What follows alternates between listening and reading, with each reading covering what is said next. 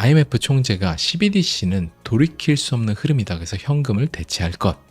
그러니까 결국에 금융 우리 형님들이잖아요. 여기에 이제 하수인들이고, 그래서 이분들이 IMF 총재가 중앙은행 디지털 화폐 채택은 시간이 걸리겠지만 현금을 대체할 가능성이 있다라고 말했다.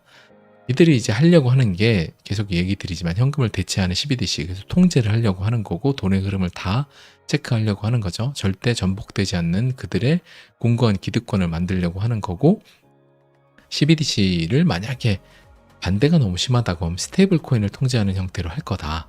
그래서 제가 이제 그런 이야기를 좀 드렸고, 결국에 좀 시간이 지나면 지금은 우리가 그 스테이블 코인 같은 경우 뭐 달러도 있고 뭐 지금 이제 달러 기반으로 해갖고 보통 발행하잖아요. 딴 나라 엔화도 이제 나온다고 하고, 저는 나중에 지나고 나면 스테이블 코인들이 어느 정도 그 암호 자산들의 원장 위에서 이제 다 올라가는 발행되는 거는 이제 많이 될 거고, 그것들이 좀 가격이 많이 올라가고 나면 뭐 이더리움이나 XRP라든지 비트코인이, 그래서 달러라든지 이런 주요국의 화폐가 몰락하는, 완전히 가치를 상실하는 때가 결국엔 올 거 아니에요. 시간이 지나면.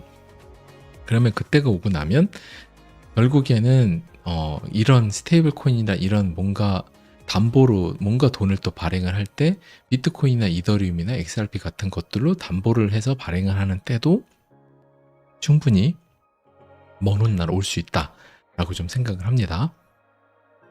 자, 그녀만세님도 오셨고, 네, 유튜브님도 오셨습니다. 반갑습니다. 네, 유튜브님은 깔끔하게 갈매기로 인사를 대신하셨습니다. 네. 카자흐스탄이 탱게 CBDC 첫 거래 개시, 그래서 애플, 삼성페이 및 직불 카드로 결제 가능. 그래서 카자흐스탄 국가결제공사 NPC가 현지 법정화폐 연동 중앙은행 디지털 화폐인 CBDC죠. 첫 거래를 개시했다. 그러니까 카자흐스탄이 CBDC의 첫 거래를 개시한 거예요. 그러니까 이제 이런 좀 작은 영향력 없는 나라부터 이런 식으로 CBDC를 첫 거래를 하고, 이런 나라들의 보통 플랫폼을 제공하는 곳이 리플사잖아요. 이제 카자흐스탄에 제공했는지 안 했는지는 알 수는 없지만, 이런 뭐 팔라우라든지 몇몇 나라들의 CBDC 플랫폼을 제공하는 게 이제 리플사고, 결국에 이 카자흐스탄도 민간 기술이 없잖아요. 국가는 이제 기술이 없기 때문에 결국에 어떤 CBDC 플랫폼을 이용을 해서 했겠죠. 그러니까 그런 것들도 또 나중에 나올 거고, 그러니까 잘레노프라는 이 담당하시는 분이 애플페이, 삼성페이 등으로도 전 세계 어디서든 디지털 탱게 결제가 가능하다. 그러니까 애플페이, 삼성페이에 CBDC 연동이 돼서 어디서든 결제가 된다는 거야. 그러니까 이런 식으로 지금 CBDC가 계속 나아가고 있다. 그래서 IMF에서 CBDC를 굉장히 권장을 하고 있죠. 하지만 이제 통제가 되는 돈이기 때문에 우리는 그들의 이제 설계하는 그 큰 그림은 우리가 정말 끝까지는 알 수는 없겠지만, 결국에 시장의 흐름을 읽어야 되겠고, 그리고 이 CBDC에 대해서 우리가 위험성을 미리미리 알고 있으면 우리가 좀 대비가 되겠죠. 어떤 코인을 사놓고 어떻게 대비를 하고, 뭐 어떤 분들은 금을 사놓고 뭐 이런 대비를 각자 하는 것처럼. 자, 그리고 아래님이 또 큰 후원해 주셨습니다. 감사합니다. 웬만에 라방 시청하니 너무 좋네요 라고, 모두들 감기 조심하세요 이렇게 해주셨어요. 네, 뭔가 감기 조심하세요 하고 네, 딱 그 판콜 이런 거 나올 것 같네요. 네, 감사합니다. 자, 그리고 유튜브님이 2013년 7월 13일처럼 한 방에 80% 가길 기도드리고 있어요. 네, 저도 이런 때가 당연히 올 거라고 생각을 합니다. 그래서 그런 때가 올 거라고 좀 기대를 하고, 요번 주에 좀 큰 흐름을 기대를 하고, 사실 주말에 맥주를 준비하면서 라방을 기대를 했는데 좀 리플이가 역시나 좀 생각처럼, 근데 전체 코인 시장이 다 지금 좀 빠지고 있죠. 그래서 그들도 그 타임라인이 계속해서 뭐가 변경이 있을 거예요. 그래서 저는 그게 중간중간에 이제 뭐 렉이 걸려서 이런 거지, 결국에 지금 제가 아까 관점 이야기 드렸잖아요. 천천히 가냐 그냥 지금 갔다가 조정하냐 이건데, 당연히 전 갔다가 조정할 거라고 봅니다. 그렇게 천천히 모두가 다 안심시키면서 다 태우고 가는 설국 열차는 없다고 봐요. 그냥 그 엄청 갔다가 한번 털고 갔다 털고 이런 거를 하죠. 보통 그냥 누구나 다 태우는 건 안 한다고 봅니다. 자, 윤홍남님 오셨습니다. 반갑습니다. 네, 옥남 대장님 무릎 꿇으며 인사 올립니다. 네, 하면서 이제 우리 어서머짱이 결의를 보여주고 계십니다. 또 네, 반갑습니다. 자, 그래서 SEC가 블랙록 등과 협업 시작해서 승인 가능성 높아졌다 평가. 이거 모두가 우리 알고 있는 거죠. 당연히.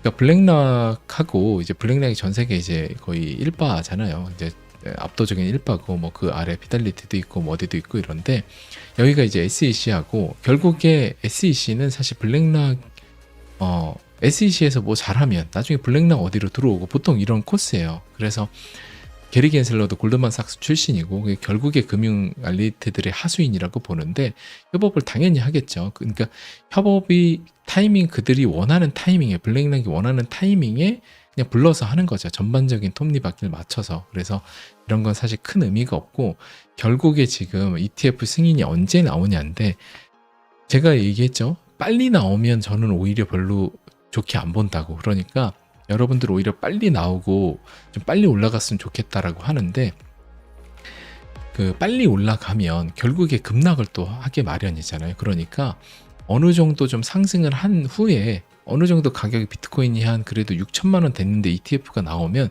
그건 좋은 거예요. 그러면 미니 불장이 조금 더 파동이 클 거니까 그럼 여러분들이 기대하는 상승폭이 좀 더 좋은 거잖아요. 그래서 저는 지금에서 가격이 조금씩 올라가면서 알트코인 펌핑도 좀 있는 와중에 1월쯤에 비트코인 ETF 승인이 나오면서 한 2월쯤 한번 미니 불장 장이 마무리되면 한 달 정도 해서 그러면 가장 나이스하지 않을까 그렇게 예상을 하고 있습니다. 자, 그리고 여기 역시 또 CBDC에 대한 소식인데 싱가포르가 내년 도매 결제 위한 CBDC 시범 운영 착수. 그래서 내년에 이제 도매 결제, 이제 은행들의 큰 자금을 하는 게 도매 결제고요. 소매는 이제 그 뭐 개인 간에 좀 작은 거 결제하는 거고 도매 결제 홀세일이라고 하죠. 이거를 하는데 중앙은행 디지털 화폐 시범 운영을 이제 한다. 그래서 지금 싱가포르 같은 경우 굉장히 큰 메이저 국가 중에 하나고 금융 아시아의 허브기도 하고 여기가 이제 운영을 CBDC 운영을 이제 돌린다고 하잖아요. 그러니까 결국에 그들이 그레인 리셋이라고 얘기하는 2025년 맞춰져 있는 타임테이블을 가기 위해 그때 모든 걸 돌리기 위해 지금 여러 가지 아까 카자흐스탄도 그렇고 어디도 뭐 팔라우도 그렇고 이제 싱가포르도 그렇고 싱가포르 통화청에서 리플사는 암호화폐 그런 라이센스라든지 이런 거 받아놨죠. 그러니까 결국에 톱니바퀴대로 가는 거예요. 그러니까 지금 리플 코인도 여러분들이 XRP가 안 간다 두려워하고 짜증이 나지만 이런 싱가포르 통화청 디지털 CBDC 이제 시범 테스트 하고 하는데 여기에 라이센스 받고 한 회사가 정말 극소수잖아요.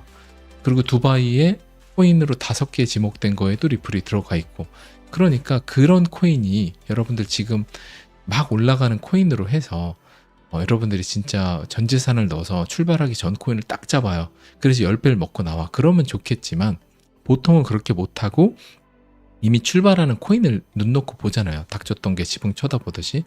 그러면 그게 너무 하고 싶다라고 하면 제가 이따 오늘 방송 마지막에 코인 불장 리마인드 2탄에서 이야기 드리겠지만 굉장히 작은 비중으로 해서 여러분들이 내가 그렇게 했는데 수익률이 얼마나 나는지 그 실제로 그렇게 해서 돈 벌 수는 있어요. 저도 그렇게 일부러 해갖고 수익률이 지금 작은 코인들 같은 수익률을 그냥 자동으로 지정금에다 걸어놓으니까 그냥 수익이 나는데 큰 금액으로는 절대 할 수 없다는 거죠. 그걸 전 알기 때문에 욕심을 안 내는 거예요. 불가능하다고 알기 때문에. 그게 다 되면 모두가 전 재산 넣어서 탑코인 해갖고 큰 돈을 벌죠. 그러니까 그건 애초에 안 된다라는 걸 여러분들이 인정을 하실 필요가 있다. 그 이야기를 좀 다시 드릴게요. 라스트 댄스님이 회질 하시다가 늦게 오셨다고. 네, 좋습니다. 네, 운동이 또 중요하죠. 레이스님이 좋아요 500면 누르시는 분들 머리에 팔릴 겁니다. 네, 좋습니다.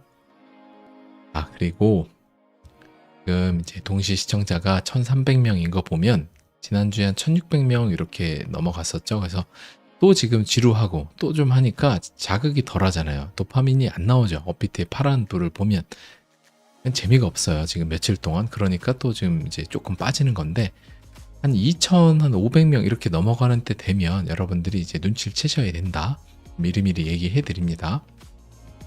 자, 그리고 블랙록 SEC의 이더리움 현물 ETF 신코스 제출, 코인베이스가 파트너. 이거 우리 이미 알고 있는 거죠. 블랙록이 했고 피델리티도 ETF 냈고. 그러니까 지금 계속해서 이제 블랙록이 이더리움 같은 경우도 이렇게 내잖아요. 그러니까 지금 결국에 비트코인이나 이더리움이나 결국에 살아남는 코인으로 갈 가능성이 높고, 저는 오히려 그 비트코인보단 이더리움이 더 높다라고 보고요. 리플이랑. 그래서 비트코인 같은 경우는 이제 시총 1위에서 내려와서 그 자산을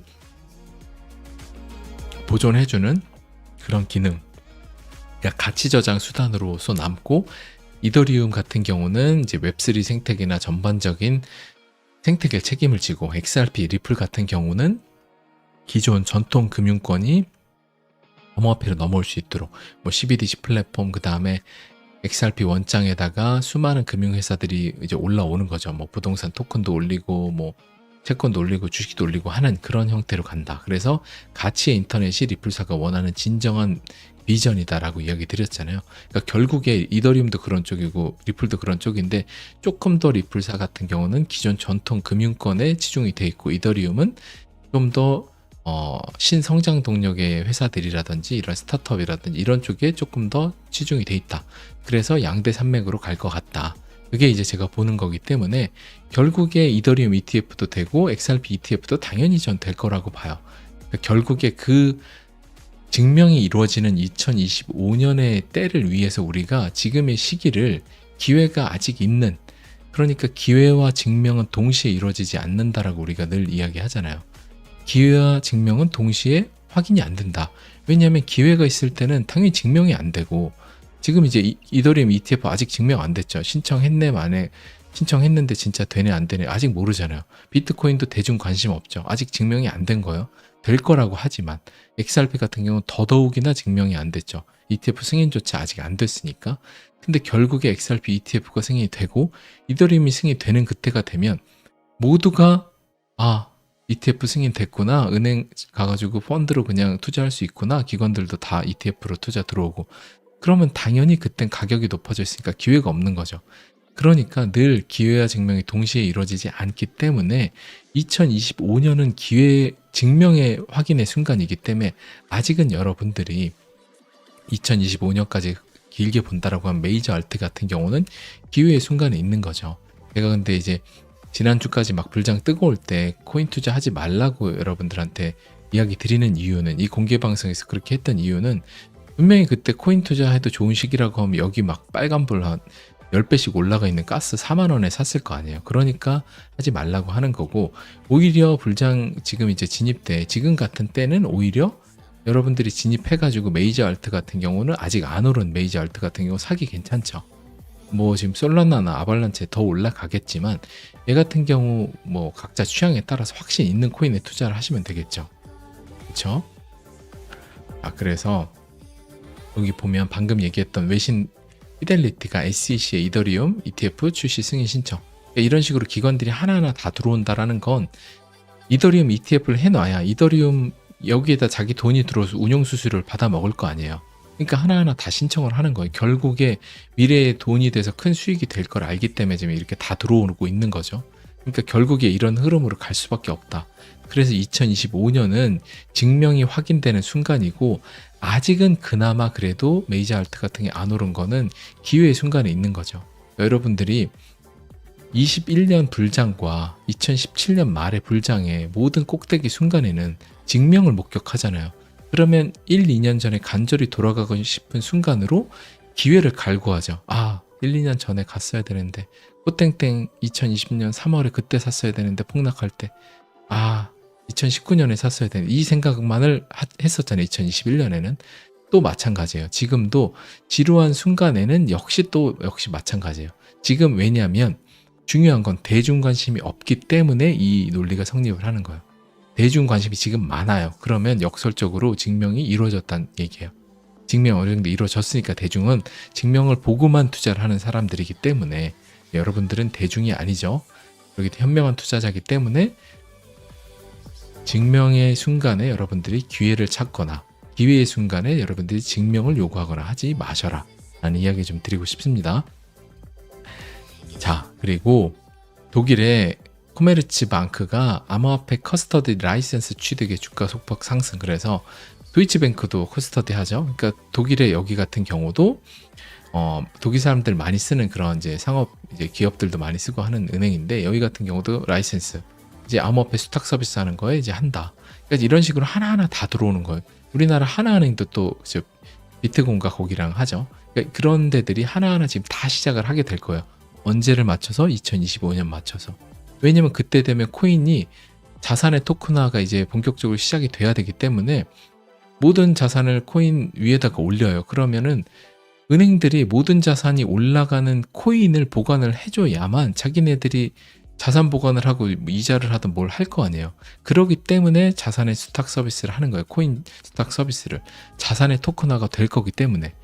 은행은 그걸 안 하면은 코인이 자산을 보관하는 분모 같은 존재가 되잖아요. 분자 같은 존재가.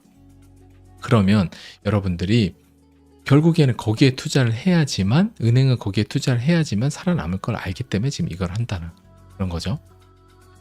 그리고 비트고 CEO가 ETF 승인 거부 가능성을 대비해야 된다. 이게 이제 우리가 한번 이야기했던 그 리스크인데, 이 가능성에 대해서 일단은 언급은 별로 하고 싶진 않지만 한번 전에 이야기를 했고, 조심은 해야 되죠. 만약에 이럴 수 있어요.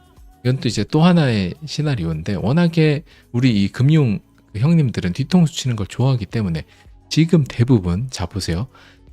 블랙락 ETF가 1월에는 되지 않을까라는 생각을 많이 해요. 저 역시도 그런 얘기 많이 하죠.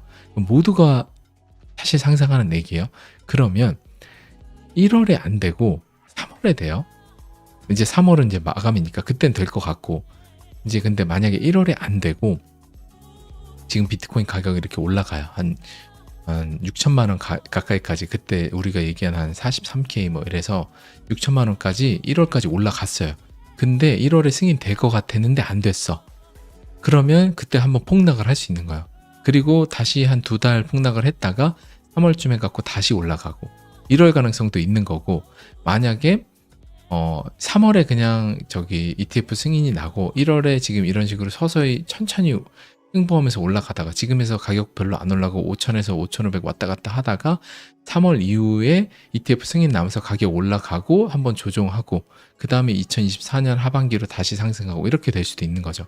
그러니까 기억을 우리가 해야 되는 건 ETF 승인이 1월에 나올 것 같다라고 할 때 안 나올 수 있는 거, 그리고 진짜 스페셜하게 뒤통수를 치는 건 역대 99%의 확률로 블랙락 ETF는 승인이 나왔는데 2024년 3월에 ETF 승인이 안 나오는 거. 그래서 지금처럼 계단식 상승을 계속 하다가 그 2024년 3월 줄에 3월 그 근처에 한 6천만 원 뭐 한 이 정도 됐어요, 비트코인이. 근데 승인이 모두가 나올 거라고 기대하고 있죠.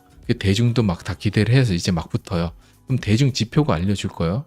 이제 구글 트렌드가 대중이 뜨겁다는 거 알려줄 텐데, 그럼 우리는 눈치채겠죠.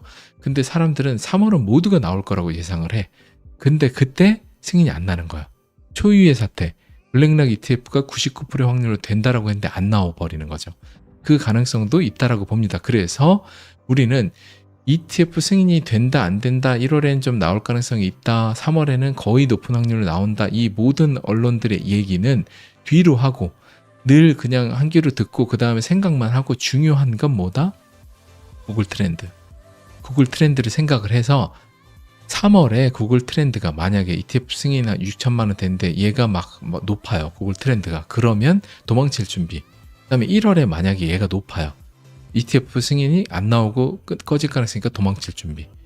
그러니까 그 생각을 해야 되는 거예요. 모두가 1월에 나오겠지, 비트코인이 지금 벌써 6천이네, 이러면 한 7, 8천만 원까지 이번에 가겠네라고 생각할 수도 있지만, 근데 안 나오고 그 거절 나올 가능성도 있으니까 6천만 원 부근에서 좀 매도를 해야 되는, 그 생각을 해야 되는 거죠, 역설적으로. 그렇게 계속 반대로 언론이 언제쯤 될 것 같다, 언제는 거의 높은 확률 된다, 이거를 계속해서 모두가 다 처음은 있는 거잖아요.